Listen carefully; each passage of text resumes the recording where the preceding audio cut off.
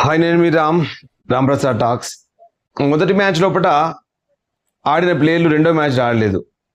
రెండో మ్యాచ్ లోపల వాషింగ్టన్ సుందర్ ఆడలేదు, ప్రిన్స్కి ఛాన్స్ ఇచ్చారు, అలాగే షెడ్గేకి కూడా ఛాన్స్ ఇచ్చారు.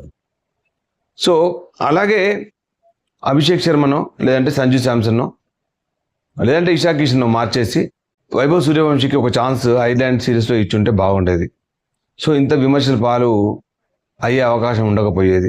వాళ్ళు ఏమనుకుంటారు అంటే మీ నిర్ణయాలు తీసుకుంటాం, ఇలానే జరగాలి, ఓకే మీ దగ్గర అథరైజ్డ్ అలా చేయడానికి, కానీ కొంచెం ఆలోచన కూడా పెట్టాలి.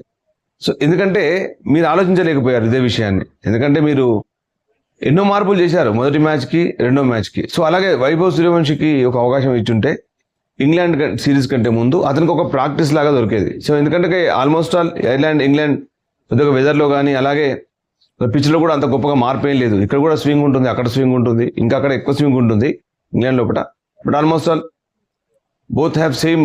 ఇలాంటి సందర్భాల్లో కూడా వైభవ్ సూర్యవంశీకి ఇచ్చుంటే బాగుండేది. బట్ ఇప్పటికైనా మించిపోయింది ఏం లేదు. మొదటి మ్యాచ్ ఉంటే వైభవ్ సూర్యవంశీ ఆడాలి. సో తప్పకుండా ఆడాలి, ఎందుకంటే he's made for T20 style of gaming. So అతన్ని ఎందుకు తీసుకున్నారు టీంలోకి? పర్ఫార్మెన్స్ లేదా, ఆడలేదా?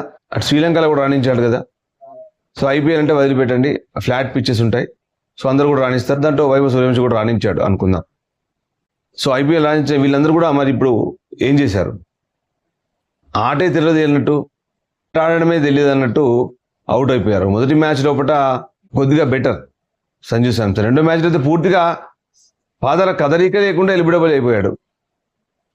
సో ఇప్పుడు ఇంగ్లాండ్ సిరీస్లో నాకు తెలిసి ఫస్ట్ వికెట్ పడిపోయేది సంజు శాంసన్దే అని నేను అనుకుంటాను. ఎందుకంటే ఈవెన్ నేను సంజు శాంసన్ ఫేవరెట్ అయినా కానీ నేను మాత్రం అతని పక్కన పెట్టి ఖచ్చితంగా వైభవ్ సూర్యవంశీని ఆడించాలని కోరుకుంటా. So maybe left hand right hand combination అనుకుంటారేమో. అలాంటప్పుడు అభిషేక్ శర్మ కూడా ఏం తక్కువ తిరగలేదు, అతను కూడా రెండు మ్యాచ్లో కూడా ఏమాత్రం రాణించాడు. సో వైభవ్ సూర్యవంశీకి అవకాశం ఇవ్వడానికి ఇక్కడ రెండు అవకాశాలు దొరికాయి. సో ఇషాన్ కిషన్ రెండో మ్యాచ్ లోపల రన్అట్ అయ్యాడు. సో అతన్ని అన్ఫార్చునేట్ కింద తీసుకొని అతనికి ఇంకొక మ్యాచ్ అవకాశం ఇవ్వచ్చు. సో ఇప్పుడు మాత్రం ఇక్కడ రెండు ఛాన్సెస్ ఉన్నాయి, ఇద్దరిలో ఎవరైనా పక్కన పెట్టచ్చు వైభవ్ సూర్యవంశీ కోసం.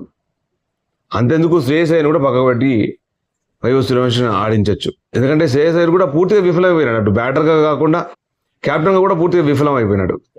సో అంత పెద్ద నిర్ణయం తీసుకోవాల్సిన అవసరం లేదనుకోండి. బట్ వీళ్ళ ఇద్దరిలో మాత్రం ఎవరినో ఒకరిని పక్కకు పెట్టి వైభవ్ సూర్యవంశీ తప్పకుండా ఆడాలి అని నేను అంటున్నాను. సో మీరేమంటున్నారు? కమెంట్ చేయండి, తప్పకుండా షేర్ చేయండి.